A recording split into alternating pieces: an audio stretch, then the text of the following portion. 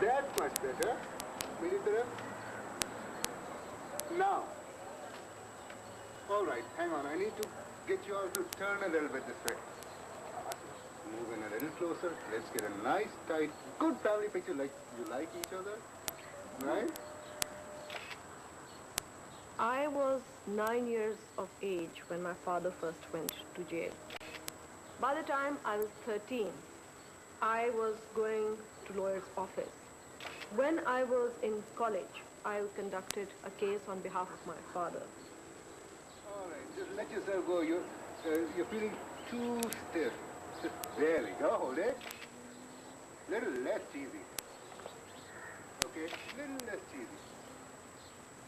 I didn't have my personal life. My all life was according to my husband's life. When he was in jail, I used to run after him. In the court, I used to appeal.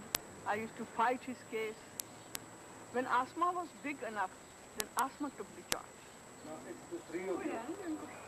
Closer, closer, closer. Betty, you need to... That's nice. No, just a minute. Let's get the dog out. We want to talk. Okay. My mother wasn't involved in law. I'm not sure what I would do, but I think I would take up law and human rights movement because generally the whole scene over here in Pakistan is very depressing. Not too far, not too No. I think All right. Lama, ये ठीक है, ये बड़ा बात है। बेटा अब जो इनको निकाला है ना उनको एक लगना। मैंने इनको जो Why don't you put them here? I mean, it's difficult to get them. They don't come there.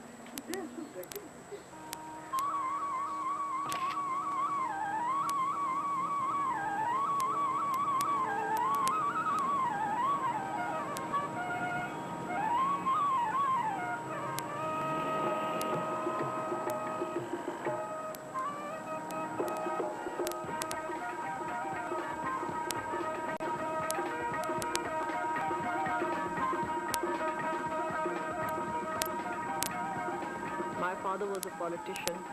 He was at a certain stage a parliamentarian as well, but always in the opposition because we've had military governments for so many years in our country. Virtually up to 85 we have had very dictatorial governments.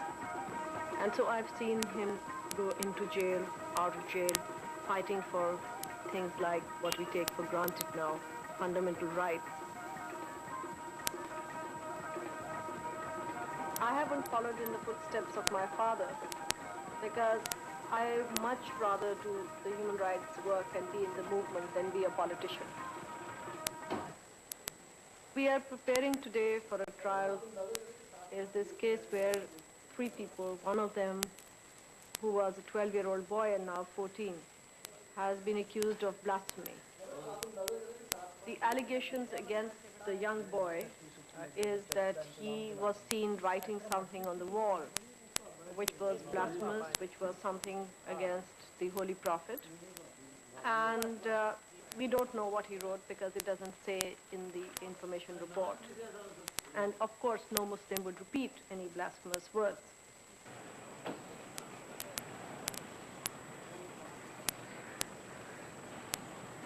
There is a lot of risk with everybody going into court and out of court, exposing ourselves to people who believe that anybody alleged that they have blasphemed must be murdered straight away. And considering one of the co-accused was murdered outside the court in broad daylight, it's something that you can't think of as remote possibility. And it's death penalty. So on the other hand, there is people's lives at stake.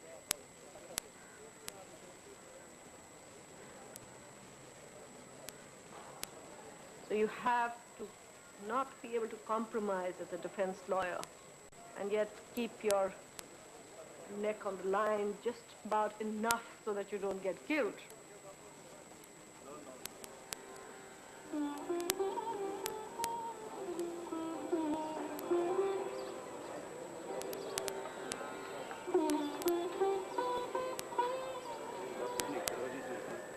But then I'm not the only one. There are my other colleagues from the Human Rights Commission who are with me. And I guess that if we have to fight for what we believe is justice and against those forces that are really misusing religion for terrorizing not only minorities, but sooner or later will terrorize any moderate Muslim. I think it is about time that we stood up.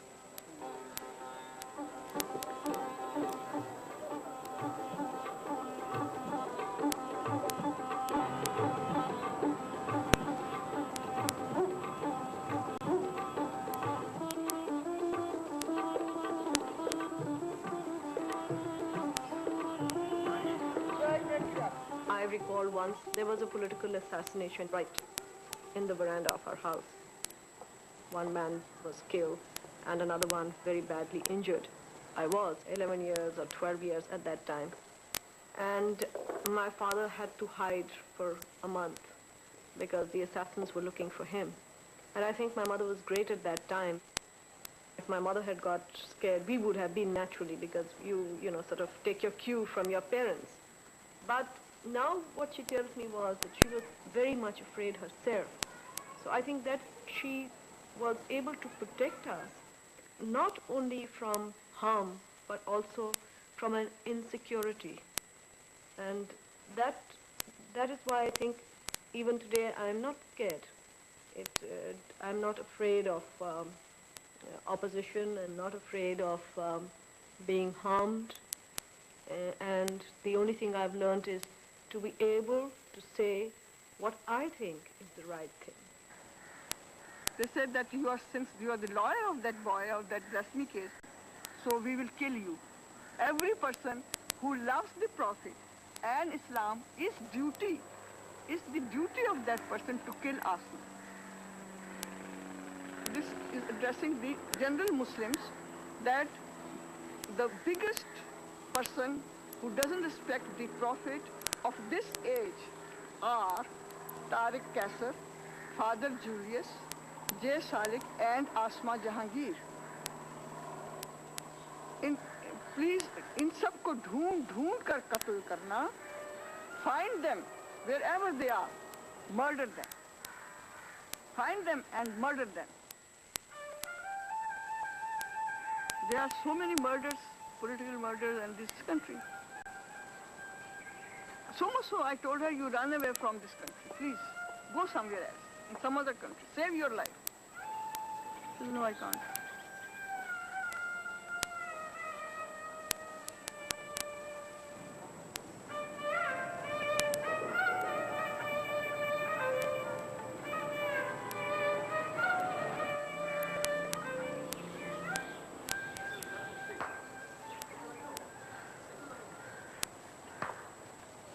She's doing something very good, which I really appreciate as the time goes, as I understand. You know, first person is ignorant. I see that things superficially. When I see it through and through, then I say, yes, she's doing something very, very great. But, you see, her home life suffers a lot.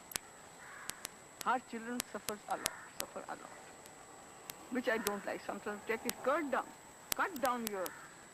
down your activities and give time to your children and to your husband and to your home.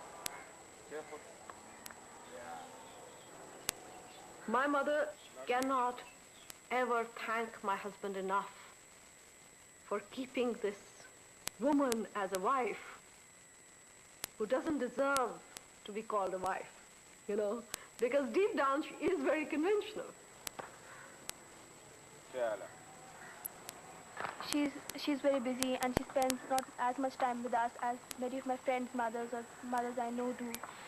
But that doesn't mean that you have to spend more time to be very sort of. You don't have to spend more time to understand each other more, like, because from the beginning we have sort of come to an understanding about her work, and that's always the way it has been.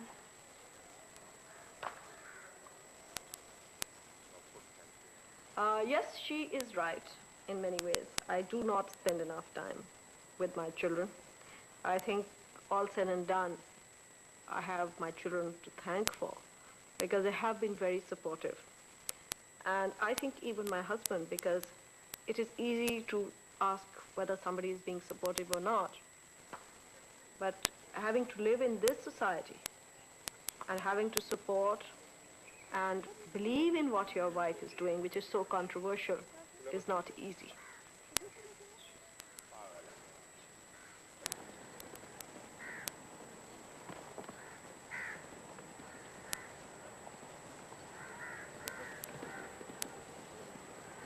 After the birth of my second child, Sulema, I think I went through one of the worst stages of my life because I withdrew, I stopped taking interest in things. All I wanted was enough time to catch up on my sleep. Well, I looked at myself and I said, I've got to live. I'm not just a mother. I am just not a daughter-in-law, a daughter and a wife. I'm also myself. And I have reduced myself to this vegetable stage that I'm in. And the next day, my husband and myself, we went out with some friends for lunch, where I said that I want to practice law. And two of the people there were lawyers, and both of them dissuaded me from practicing in a lawyer's office because I said that the male lawyer's office is not geared for women to practice in. And why don't you set up your own firm?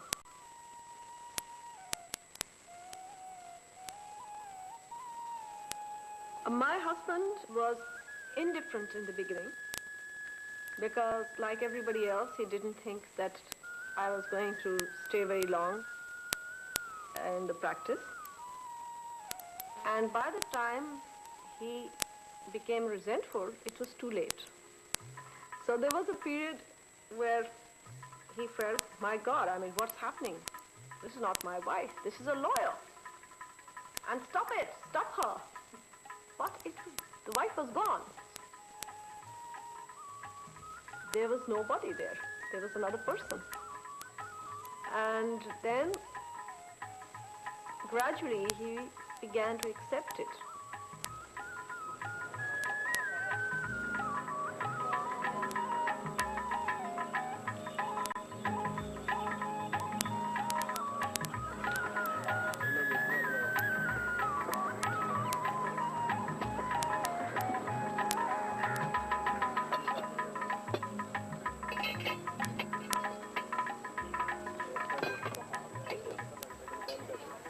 This is a particular kind of industry where construction bricks are made. And why it is notorious is that most people who work here under a forced labor system or bonded labor system, which is a slave type practice. The whole family works here, and the owners give them advance money, and the advance money is much too much for these poor people ever to return. So for generations they are bonded to the owners.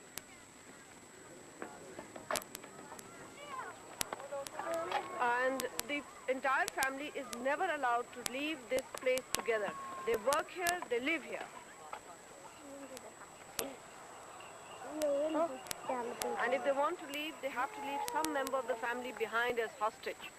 So that once they are left behind, the person who has left has to come back to take them.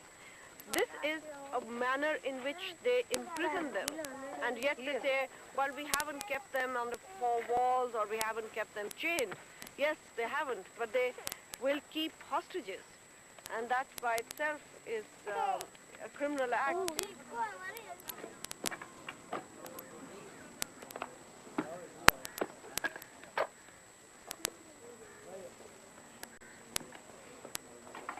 This is the daycare center for the ordinary toiling woman of this part of the world. And these are the two people who are going to look after the younger one all day while the mother is working right there making brick. And she'll be doing it from dawn till about time that the sun is going down.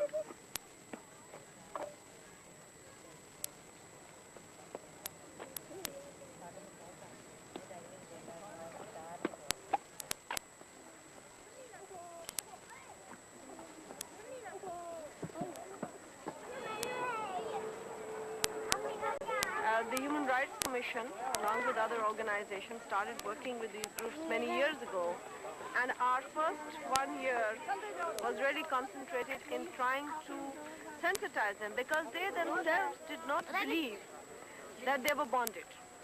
They were very apologetic about having taken a loan. We filed hundreds of cases in the High Court and then got one group in the media to write about it. It became a matter of public importance. And after that, the Supreme Court could not keep its eyes closed to this issue because in the High Court, if you see so many of them coming every day to be released, it becomes, not only news, it's very prominent there. So a judgment was passed by the Supreme Court, and according to that judgment, a law was passed, which our organization again drafted that law. Now, I don't think that that is enough.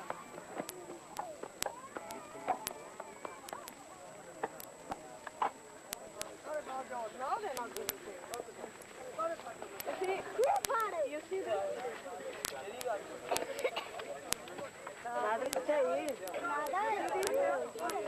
Now they're not blonde, but they're yellow because of lack of nutrition. And you see how many of these children have this here? All this is lack of nutrition. This is not, fancy blonde hair. It is modern slavery. I think it is worse than slavery. But here they're called business people. But these are little slaves of this world.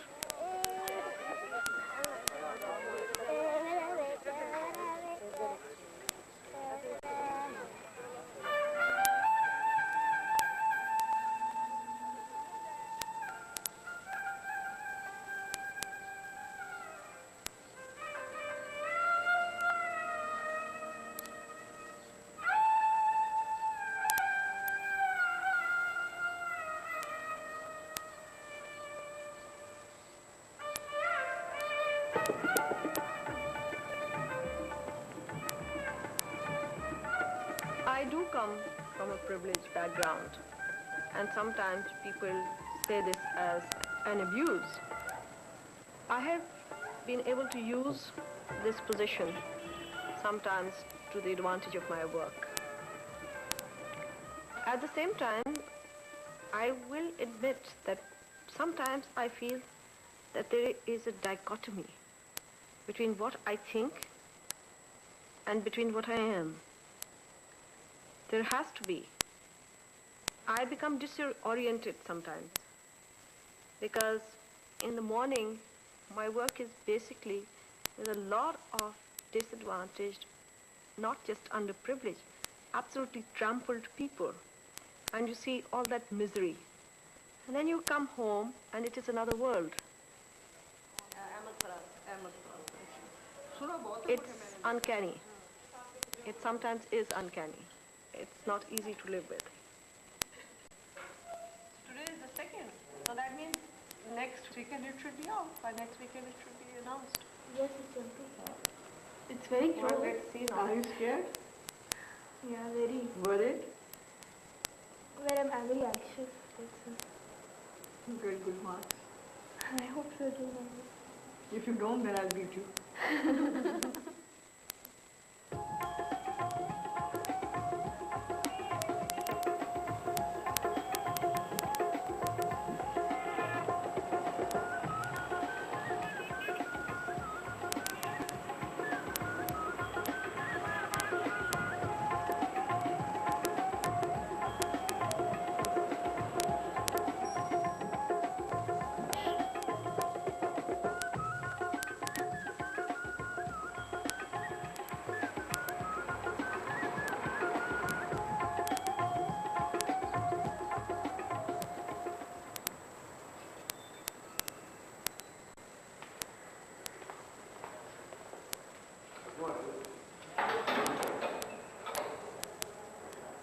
I come to Court Lakhpat jail very often because I have a number of female clients here. I myself came here to be the state guest here many years ago in 1983. We had just protested. We were in a march against the military government. And I was caught and I was told that we have to arrest you.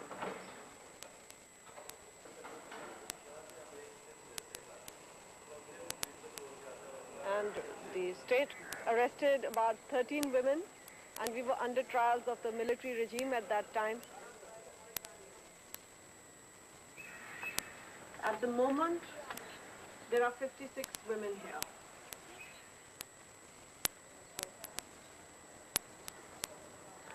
The majority of the women who get arrested are arrested on charges of what we call zina, which means any sex outside of marriage. This was the first legislation of Ziaul Haq's Islamization process. And in this legislation, the entire concept of rape laws and adultery was changed. We have reported cases where women went and complained that they were raped, and the police decided that it was not rape because their consent was questionable, and therefore said, well, it doesn't fall under the category of rape, but under the category of zina. And this woman went through trial. The person who had raped her was released because of lack of evidence and benefit of doubt.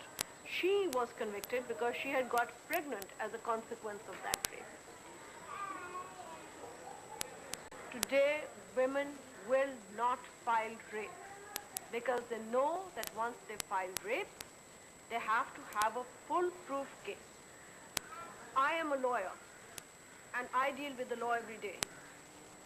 I can say quite confidently that if I got raped tomorrow, I would never take the risk of filing a case, because I don't think that within this legal system, I would get any justice, or that I could sweep away the possibility of getting convicted for zina myself.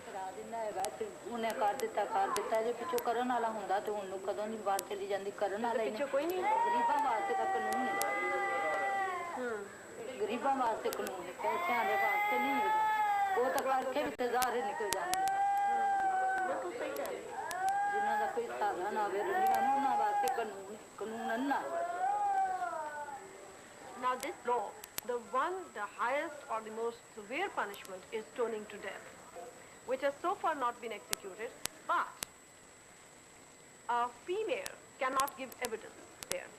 The evidence of 4 adult male witnesses who are truthful people who witness penetration is accepted. And she herself, her evidence is not acceptable. She is not considered to be a fit enough witness. And yet people are too scared to repeal this law because it was made in the name of Islamization.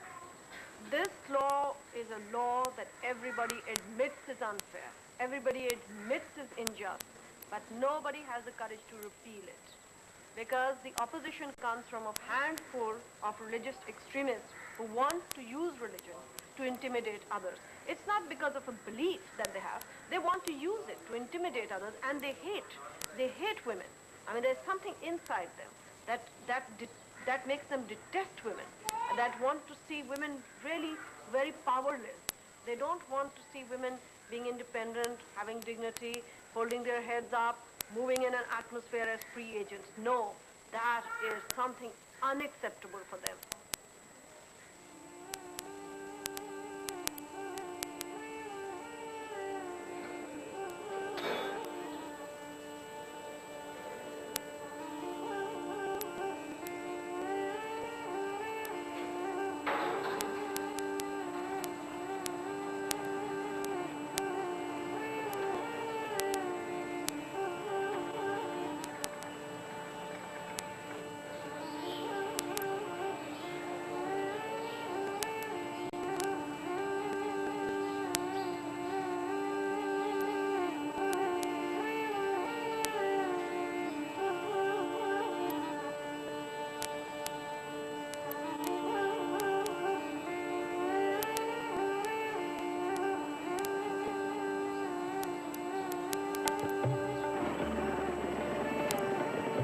Is a very valid criticism that the women's movement in Pakistan is elitist, as they call it. But it could only be women with that background who could go out, march in the streets against a military dictator and his Islamization process, and then get away alive 2 साल हो गए हैं अब मेरी शादी उसके साथ होगी वो शादी के बाद मुझसे ना उस चीज़ के यानी बदले ले क्या कहना? उसने ये कि सजाएं दे के मार के पीट के यानी कि How can you expect a woman who is getting beaten up every day in her house, a woman who is not allowed to leave the four walls, suddenly to become very active? Maybe one day the leadership of the women's movement in this country and hopefully will pass on to these women. They will have probably more fire in them than we do.